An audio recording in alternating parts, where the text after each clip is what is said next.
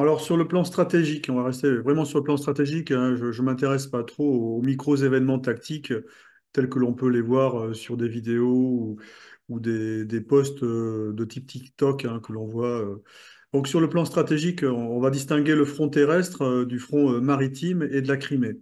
Donc globalement, sur le front terrestre, les troupes ukrainiennes, les forces ukrainiennes sont en difficulté sur tout le front pour plusieurs raisons. D'abord, le manque de ressources humaines. Hein. Donc de toute façon, même les chefs militaires ukrainiens le reconnaissent. Hein, d'où ce débat actuellement en Ukraine sur une nouvelle mobilisation pour recruter environ 500 000 futurs soldats et surtout les former et les équiper. Ensuite, ils sont en difficulté sur le plan des matériels parce que les matériels qui ont été fournis par l'Occident, certains ont été détruits et ont surtout du mal parfois à être réparés, puisque ce sont des matériels qui sont échantillonnaires, ce qui fait que les chaînes de maintenance logistique ne sont pas présentes en Ukraine et parfois sont très très éloignées, notamment sont en Pologne ou dans les pays baltes, en Lituanie de mémoire, comme par exemple pour les chars Léopard, ce qui fait que le taux de disponibilité des matériels occidentaux fournis aux Ukrainiens est très très faible. Donc il y a un problème de moyens. Ensuite, il y a un problème bien sûr de munitions d'artillerie, hein, même les Ukrainiens également le reconnaissent. Le problème de l'armée ukrainienne, c'est elle a basculé sur des matériels ex-soviétiques qu'elle était capable de produire par son complexe militaro-industriel, puisqu'elle les avait même améliorés, comme les T-64 qu'elle utilise, qui sont des versions améliorées du T-64. Je parle des chars. Et c'est problématique parce que le fait que maintenant son complexe militaro-industriel qui a été endommagé, voire détruit par les frappes de l'armée russe, fait qu'ils ont été obligés d'être recomplétés en matériel par les Occidentaux et avec des matériels qu'ils n'ont pas l'habitude d'utiliser et de maintenir. Et également avec, bien sûr, un changement de calibre pour les canons, avec les calibres ex-soviétiques qui sont encore toujours présents, mais avec très très peu de munitions, et les nouveaux calibres des canons occidentaux qui ont également un manque de munitions, puisque les Occidentaux ont du mal à produire des munitions. Donc, globalement, une armée ukrainienne qui est passée sur la défensive et qui est en difficulté sur tout le front, avec une armée russe qui, sur tout le front terrestre, est en train de pousser hein, avec des micro-offensives partout où ils sentent qu'il y a une possibilité d'avoir une avancée tactique. Mais je ne pense pas qu'il y aura de grandes offensives russes avant les élections présidentielles de Russie, c'est-à-dire le 17 mars, parce que ce n'est pas dans l'intérêt du président Poutine. Si vous passez à l'offensive, vous exposez quand même les troupes, hein, d'avoir une montée de pertes comme l'armée russe a pu en avoir en février et mars 2022, notamment au nord de Kiev, hein, lorsqu'il y avait eu ces avancées qui avaient été parfois assez coûteuses hein, pour l'armée russe. Donc, je pense qu'ils vont attendre d'abord, un, les élections présidentielles, je parle des Russes, des forces russes, et ensuite, deux, que la stratégie d'attrition qui est mise en œuvre depuis en gros novembre 2022, c'est-à-dire la traversée rétrograde du Dniepr hein, par les forces russes, hein, à l'époque où il y avait le général Surovikin qui avait pris le commandement, que cette stratégie d'attrition fasse pardon, que en certaines parties du front, eh bien, les forces russes constatent qu'il y a un délitement des forces ukrainiennes et que de ce fait-là, ils ont la capacité à concentrer des forces sans que les Ukrainiens puissent contrer ces forces et surtout frapper ces forces et de manière à créer une percée, puisque le front entre maintenant, on va dire novembre 2022 et maintenant, il y a eu un blocage tactique qui était lié à l'hypersurveillance du front par les drones notamment, et surtout le fait qu'aucun des deux belligérants, que ce soit les Russes ou les Ukrainiens, était capable de concentrer des forces de manière à pouvoir percer. Alors, les Ukrainiens ont une autre faiblesse également, c'est le déficit en aviation. Alors, ils devraient toucher des F-16, une soixantaine de F-16, dont une soixantaine de F-16. Ce n'est pas forcément 60 F-16 qui vont être opérationnels, on va dire entre 20 à 30 F-16 qui seront opérationnels à cause des problèmes de disponibilité et de maintenance, 20 à 30 F-16 qui seront disponibles lorsque les pilotes seront formés. Évidemment, ça va rééquilibrer pour eux la situation sur le plan aérien, mais ça ne changera pas globalement la donne stratégique qui fait que sur le plan global des forces, il y a un net avantage russe sur le plan des forces aéroterrestres et sur le plan des forces terrestres. Concernant le front maritime et celui de la Crimée, c'est un front où les forces ukrainiennes peuvent mettre en difficulté les forces russes. Pourquoi? Parce que c'est un front pour lequel les forces ukrainiennes bénéficient de l'appui des Occidentaux, notamment pour avoir des missiles de frappe à longue portée comme les Scalp ou les Storm Shadow, et ils bénéficient également de l'apport en renseignement des aériens, des drones et des avions de l'OTAN qui patrouillent en mer Noire et qui permettent aux Ukrainiens de déceler les failles dans la défense antiaérienne russe, que ce soit les positions des batteries solaires ou les positions des radars de détection. Ce qui fait que globalement, il y a une pression qui est exercée sur la péninsule de Crimée, une pression qui a quand même porté ses fruits, puisque la flotte de la mer Noire a été obligée, pour des raisons de sécurité bien compréhensibles, de s'exfiltrer vers le port de Novorossiysk. Alors, est-ce que pour autant, la flotte de la mer Noire ne peut plus sortir de son port, de ses ports, du port de Novorossiysk? Ben non. Hein, puisque d'ailleurs, malheureusement pour les Ukrainiens, les navires qui sont capables de tirer des missiles de croisière, que ce soit les frégates, les corvettes ou même les sous-marins, continuent à sortir et à participer aux frappes qui touche le territoire ukrainien. Donc, un front terrestre où il y a un net avantage des Russes et une forte pression des Russes, et un front maritime et de Crimée où les Ukrainiens arrivent à jouer des coups qui sont quand même audacieux et qui peuvent être gênants pour les forces russes.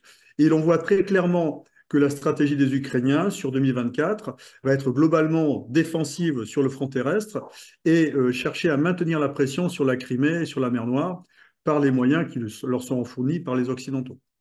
Alors peut-être pour éventuellement être en position de négociation avec un échange entre des territoires et peut-être une garantie de sécurité sur la Crimée.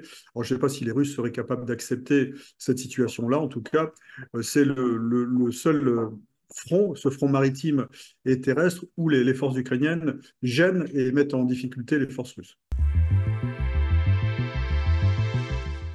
Moi, je ne vais pas chercher à imaginer les ressources humaines de l'Ukraine. Ce que je peux constater, c'est qu'il y a eu des pertes qui étaient assez importantes. Quand je parle des pertes, c'est les blessés et les morts qui ne pourront, alors les morts, bien sûr, ne pourront pas revenir sur le front, mais les blessés très graves également, notamment ceux qui ont été mutilés, qui ne pourront pas revenir sur le front. Donc, c'est évalué d'ailleurs par de nombreux hommes politiques ukrainiens, environ 500 000 pertes, donc des gens, des personnes qui ne pourront plus aller combattre sur le front. Donc ça correspond tout à fait à la volonté exprimée par les militaires ukrainiens, notamment par le général Jaluzny, de recruter environ 400 000 et 500 000 personnes. Hommes et femmes d'ailleurs, hein, puisqu'on va dire, suivant les types de missions qui seront affectées. La difficulté derrière, c'est comment motiver en fait cette mobilisation vis-à-vis de... Globalement, les soldats qui étaient motivés, ce sont les soldats qui sont déjà engagés en février 2022 et qui, pour quelques-uns, qui sont encore présents sur le front. Et certains soldats n'ont pas été quasiment relevés depuis le début de la guerre. Hein. Ce qui montre bien qu'il y a un problème de relève au sein de l'armée ukrainienne qui est lié à un problème de manque de ressources humaines. Donc, imaginons qu'ils arrivent à recruter 400 000 ou 500 000 personnes via une nouvelle mobilisation. La question qui se posera, la première, c'est la motivation de ces gens qui vont être recrutés de manière un petit peu... ils ne seront pas volontaires, hein, ils seront contraints. Hein. Alors peut-être qu'ils vont arriver à attirer quelques volontaires, mais il y a un problème de motivation. Ensuite, il va y avoir le sujet de la formation. C'est qu'il faudra qu'ils soient formés un minimum, hein, au-delà, pour qu'ils arrivent à survivre sur un front comme ça, qui est très abrasif, avec énormément de dangers, et puis une suprématie des tirs de la part de l'artillerie russe. Il faudra qu'ils soient bien formés, donc ça va prendre du temps. Il faudra qu'ils soient équipés, donc il faudra des équipements qui ne pourront être fournis que par l'Ouest, en l'état de l'Occident, en l'état du complexe militaro-industriel ukrainien. Et puis ensuite, il faudra ou les intégrer à des unités qui existent déjà, hein, donc des unités qui sont retirées du front pour les recompléter, ou alors créer de nouvelles unités. Dernièrement, l'armée ukrainienne a créé 5 brigades mécanisées. Alors je ne sais pas où ils en sont de la formation des personnels, mais je sais qu'ils ont créé dernièrement 5 brigades mécanisées. Donc on est un petit peu dans cette problématique. Mais la vraie problématique actuellement de l'armée ukrainienne, c'est peut-être chercher à concéder des reculs stratégiques. Alors je ne sais pas si politiquement c'est acceptable pour eux, et de se rétablir sur des lignes préparées, de fortifications préparées, un peu comme ce qu'avait fait l'armée russe lorsqu'elle avait traversé le Dniepr. Mais la situation pour eux est quand même différente parce qu'ils défendent leur territoire. Donc, ils ont, sur le plan psychologique, reculé, même avec l'idée stratégique de faire un recul pour éventuellement contre-attaquer. C'est difficile sur le plan politique. C'est exactement ce qui s'est passé à Bakhmout, hein. Le président Zelensky avait demandé à défendre Bakhmout, alors que les généraux, et notamment Jalouzny, disaient non, il faut reculer, se mettre sur les hauteurs à l'ouest de Bakhmout, notamment au-delà du canal Seversk, Donetsk, qui passe à l'ouest de Bakhmout, et puis se mettre sur une nouvelle ligne de défense, et ensuite contre-attaquer. Parce que les unités qui ont été détruites quasiment pendant la bataille de Bakhmout, c'était des bonnes unités ukrainiennes qui auraient pu être utiles justement pour tenter une opération de force sur la trouée de Zaporizhzhia, hein, donc sur la zone de Zaporizhzhia, où les forces russes étaient en train de commencer à se fortifier avec des lignes de fortification. Mais à ce moment-là, ils n'avaient pas commencé ce travail de fortification. Et c'est pour ça que la bataille de Bakhmout, c'est un leurre stratégique qui a été mis en place par l'état-major russe de manière à attirer les réserves ukrainiennes. Et pendant ce temps-là, les forces russes commençaient les fortifications sur Zaporizhzhia, sur la zone de Zaporizhzhia. Donc on est vraiment sur ces réflexions de type stratégique. Ce sont ces réflexions de type stratégique qui vont décider in fine de la guerre. Hein, c'est parce que c'est la stratégie qui fait qu'un des belligérants va gagner ou va être en situation de force et l'autre en situation de faiblesse. Ce n'est pas la tactique, le niveau tactique ou le niveau des petits combats tels qu'on les commente souvent sur les réseaux sociaux ou à la télévision, je sais pas si la télévision russe, on les commente, mais en tout cas la télévision française, maintenant sur la chaîne LCI, on commente ces combats, par exemple entre des chars et par exemple entre le dernier combat qui a été beaucoup diffusé, c'est celui entre un T-90 et deux Bradley ukrainiens. Bon, ça n'a pas d'intérêt sur le plan stratégique, hein. On est vraiment sur une vision microscopique de ce qui se passe sur le front.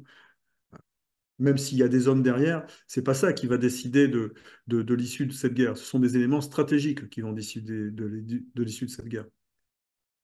Et la ressource humaine, c'est un élément stratégique. Je ne pense Ok. pas que ce n'était pas important parce qu'en fait, le réseau défensif ukrainien dans le Donbass, il repose sur des villes fortifiées. Hein, et Bakhmout, c'est une de ces villes fortifiées. Après, il y en a d'autres, hein. Plus loin, il y a Mhm, Kramatorsk qui pourrait devenir une ville fortifiée. En ce moment, il y mhm, a Advitka, mhm, il y avait Soledar, il y avait Marinka aussi. Donc, le réseau défensif ukrainien repose sur ces villes industrielles.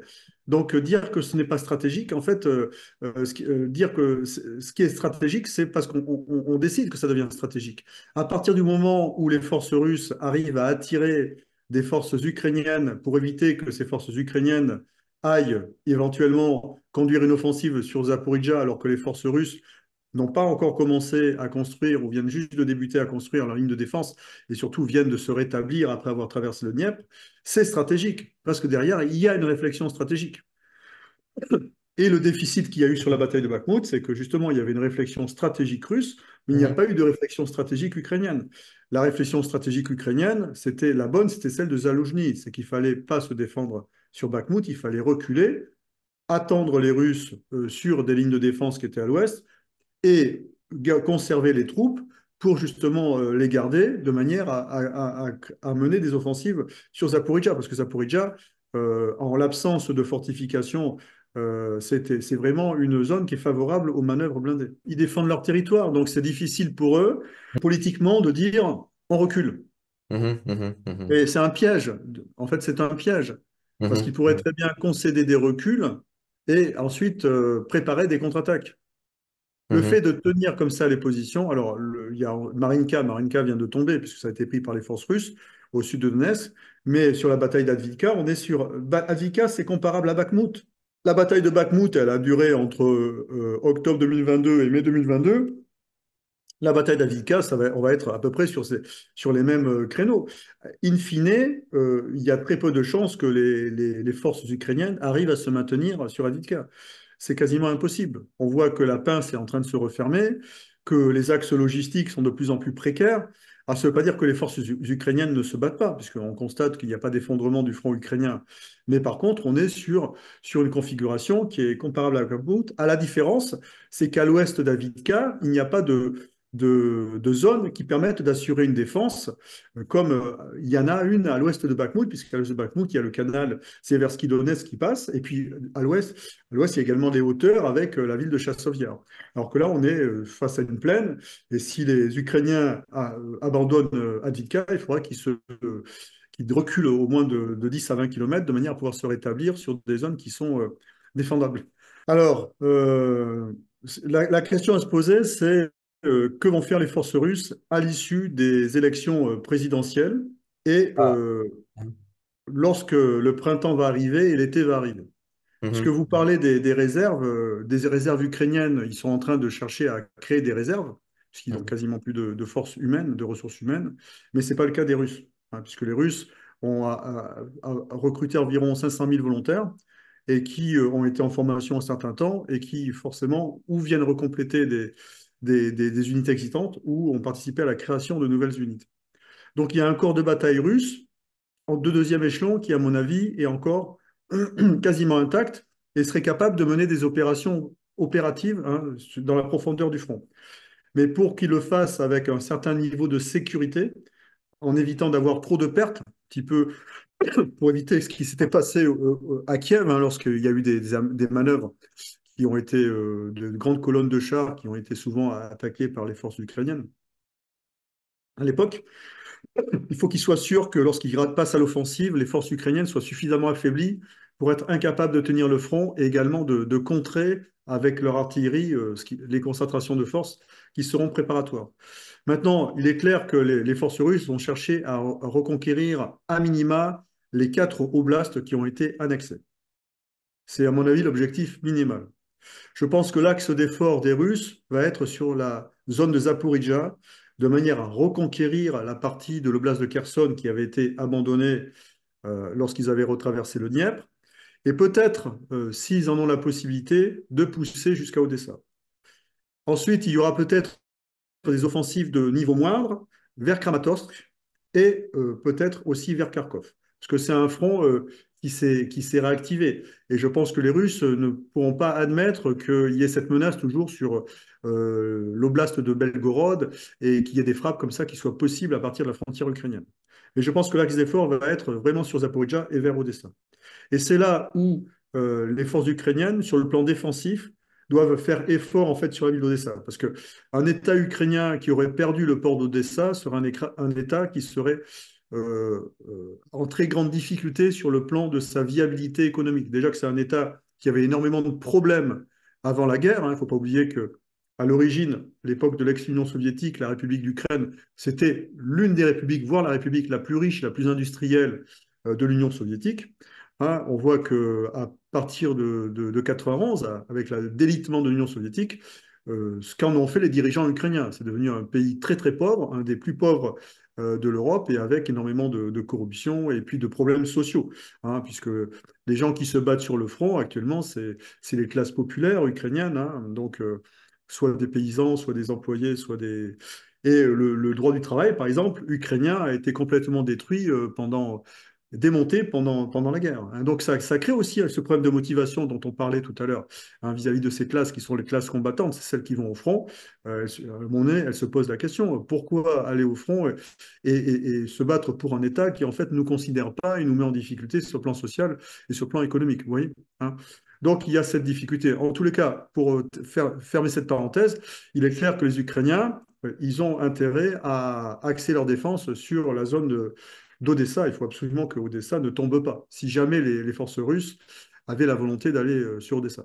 Et en plus, c'est d'Odessa que partent quasiment toutes les attaques vers la Crimée et vers les bâtiments de la flotte de la mer Noire de russe.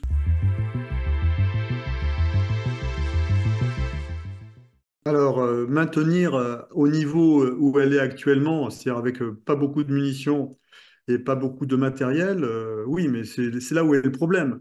Parce que le complexe militaro-industriel russe, qui est un complexe étatique, qui est totalement différent de celui que l'on trouve à l'Ouest, qui repose sur les entreprises privées, ne fonctionne pas du tout de la même manière, puisque l'État russe, en fait, achète à prix coûtant les matériels, et puis peut se permettre d'avoir des chaînes dormantes qu'ils ont d'ailleurs réactivées, parce que ce sont des entreprises qui, pour l'État russe, ne fonctionnent pas dans une dynamique de profit. Ils sont dans une dynamique de service, alors que les entreprises à l'ouest du complexe militaro-industriel occidental sont dans une logique d'entreprise privée, et lorsqu'ils font un investissement, il faut qu'ils aient un retour sur investissement.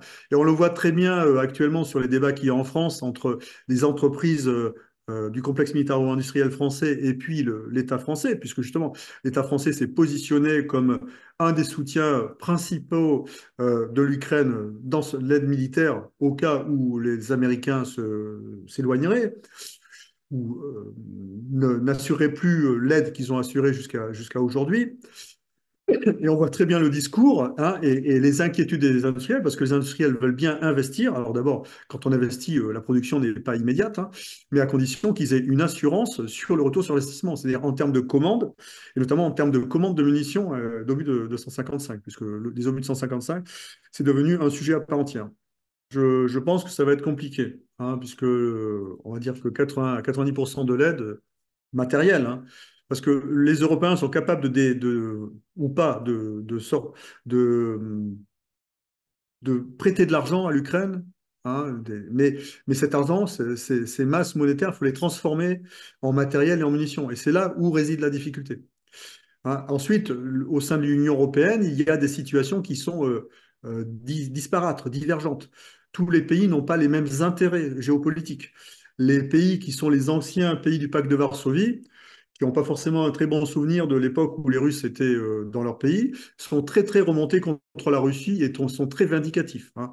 Je parle de la Pologne, je parle des pays baltes. Alors je fais une petite exception avec la Hongrie, puisque la Hongrie est plutôt un pays modéré. Hein, mais je parle également de la Roumanie, même si la Roumanie, il n'y avait pas de troupes russes à l'époque en Roumanie. Donc on voit ces pays de l'Est de l'Europe qui sont très très vindicatifs et remontés contre la Russie. Ensuite, il y a des pays qui sont par tradition très liés à l'OTAN. Hein, ce sont les pays du nord de l'Europe. C'est historique, ce sont des petits pays qui sont très otaniens, la Norvège, le Danemark, la Hollande. Et ensuite, il y a d'autres pays qui ont des visions qui peuvent être plus autonomes, je dis bien qui peuvent être plus autonomes. C'est bien sûr l'Allemagne, hein, la France, l'Italie. Ces pays-là sont en général une vision qui est un peu plus autonome. Mhm. Alors, je ne parlais pas de l'Angleterre, parce que l'Angleterre est très, très alignée sur les États-Unis et peut-être même plus vindicative et volontaire pour engager des opérations par proxy interposées contre la Russie, hein, on est dans l'Ukraine, que les États-Unis. Oui, alors ce que je voulais dire, c'est qu'il n'y a pas d'unicité européenne. Il y a un semblant d'unicité, mais il n'y a pas d'unicité européenne. Il y a une volonté otanienne, puisque l'OTAN, c'est avant tout une organisation politique avec des moyens militaires qui sont quand même conséquents. Est-ce à dire que les pays de l'OTAN sont menacés par la Russie? Euh, il faut se rappeler que l'OTAN a été créée avant le pacte de Varsovie, hein, 1947 de mémoire l'OTAN et 1955 le pacte de Varsovie. Donc le pacte de Varsovie, c'est une création en réaction à la création de l'OTAN et qu'à l'époque, le pacte de Varsovie, c'était des effectifs qui étaient énormes. Maintenant, l'OTAN n'a plus affaire au pacte de Varsovie puisque nombre des anciens pays du pacte de Varsovie sont devenus des pays otaniens. Donc, il y a une disproportion des forces globale qui fait que la Russie, d'abord, un, n'a pas l'intérêt d'attaquer les pays de l'OTAN directement, et deux, n'a pas non plus les moyens d'attaquer les pays de l'OTAN directement, puisque globalement, la Russie, le but actuel des opérations militaires qui sont conduites en Ukraine, c'est d'éviter d'avoir une situation où justement le peuple russe se sentirait en situation de guerre, comme se trouve le peuple ukrainien. Le complexe militaro-industriel russe actuellement qui fonctionne n'a pas hypothéqué pour autant l'industrie manufacturière russe qui travaille au profit des citoyens russes. Hein. On n'est pas en économie de guerre en Russie, il y a simplement eu une montée en puissance du complexe militaro-industriel russe de manière à fournir les matériels et les moyens qui étaient demandés par le front ukrainien. Et c'est pour cela d'ailleurs que la Russie a fait appel également pour des raisons qualitatives et raisons quantitatives, à d'autres pays pour la fournir en matériel et en munitions, que ce soit l'Iran et puis également la Corée du Nord. Ça évite justement d'hypothéquer le complexe industriel de type manufacturier de la Russie. D'abord, historiquement, les volontaires étrangers qui se battent sur le front du Donbass hein, depuis 2014, il y en a des deux côtés. Hein. Il y avait des Français côté russe ou du côté des républiques autoproclamées, comme Erwan Castel, d'ailleurs, qui est assez connu, hein, qui est toujours présent d'ailleurs à Donetsk, hein, qui était blessé gravement. Bon, ils n'étaient pas très nombreux, mais il y avait également des volontaires français de l'autre côté ukrainien. À partir de l'invasion de 2022, il y a eu un appel de volontaires étrangers de la part de l'armée ukrainienne et de l'Ukraine via la Légion internationale et via différents bataillons. Hein, ces volontaires étrangers ne sont pas reconnus par l'État français. Hein. L'État français a même déjà emprisonné des volontaires qui s'étaient battus, par exemple, au Kurdistan hein, contre Daesh. Hein. Actuellement, il n'y a pas de coercition vis-à-vis de ces personnes lorsqu'elles rentrent en France, mais elles sont dans une situation d'illégalité, hein, puisque le mercenariat n'est pas reconnu en France. Mais il y a toujours ces volontaires étrangers qui se battent côté ukrainien. Et la France, ce n'est pas le plus gros contingent. Il doit y avoir 200 à 300 volontaires qui sont, pour des raisons diverses, hein, que ce soit idéologique, émotive, parce qu'il y a des gens qui ont découvert l'Ukraine en même temps qu'il y avait l'attaque russe, il ne faut pas se leurrer. Des gens aussi qui peut-être en déshérence et qui ont trouvé un sens à leur vie à travers de cet engagement. Donc 200 à 300. Maintenant, est-ce que la frappe qui a touché Kharkov a vraiment tué des volontaires, des mercenaires français? Alors là, il y a différentes théories qui s'affrontent. Hein. Les Russes disent que oui. Du côté français, les gens qui sont en contact avec les combattants français disent que, à leur connaissance, il n'y a pas de volontaires français qui ont été tués ou blessés dans cette frappe. Moi, je pense qu'il y a très probablement des volontaires français qui ont été tués et frappés dans cette frappe, puisque bon, il y a beaucoup plus de canaux qui l'affirment que le contraire. Et, mais quel est le sens de tout cela? Est-ce que cela a un impact? À partir du moment où la France n'envoie pas des soldats sur le front, à la limite, ces gens-là sont là-bas à titre individuel. Vous voyez ce que je veux dire, hein? Ce n'est Mhm. pas le marquant de l'engagement de la France. Le marquant de l'engagement de la France pour appuyer l'Ukraine, c'est plutôt la fourniture de pièces d'artillerie, la fourniture de blindés, la fourniture de munitions, la fourniture de Scalp, de missiles Scalp, qui sont des missiles qui sont très, très importants pour les Ukrainiens et très, très gênants pour les forces russes, parce qu'ils sont très performants et difficiles à détecter. C'est ça l'engagement de la France, et qui fait que la France, pour les Russes, est devenue un pays hostile, hein, sans être un ennemi, mais un pays hostile, puisqu'il fournit de l'armement aux Ukrainiens. Comment voulez-vous empêcher les gens d'aller se battre C'est un petit peu le même problème que lorsqu'on a eu des djihadistes qui sont partis se battre avec Daesh. Hein, les gens, une fois qu'ils sont dans cette dynamique-là, c'est plus facile de rejoindre l'Ukraine que de rejoindre la Syrie ou l'Irak. Vous voyez ce que je veux dire? Non, il n'y a pas de responsabilité de l'État français dedans. Ce sont des gens qui agissent à titre individuel. Mhm. Il y aurait de la responsabilité de l'État français si jamais il y avait des instructeurs français qui étaient présents sur le sol ukrainien. D'accord. Hein. Mais ce n'est pas le cas. À ma Mhm. connaissance, ce n'est pas le cas. Donc, il y a des instructeurs français qui forment les forces ukrainiennes, mais c'est en France ou en Pologne.